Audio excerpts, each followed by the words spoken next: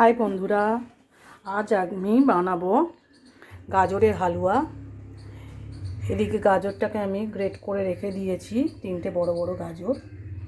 এদিকে খোয়া ক্ষীর নিয়েছি, এদিকে ঘি আছে আর দুধ গরম করে রেখেছি। ঘিতে গাজরটাকে ভেজে নেব।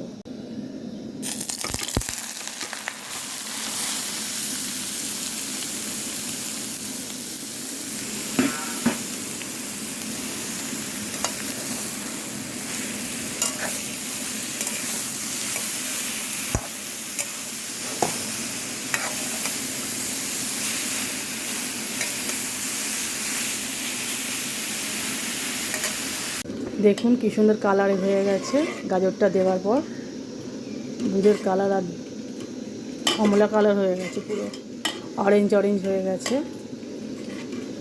এবার এর মধ্যে আমি চিনি দেব, যে যেমন চিনি খেতে পছন্দ করেন ওইভাবে চিনি দেবেন। আর 2টো এলাচ ফাটিয়ে দেব। তারপরে নামানোর আগে খোয়া ক্ষীরটা দিয়ে নামিয়ে নেব। বাই।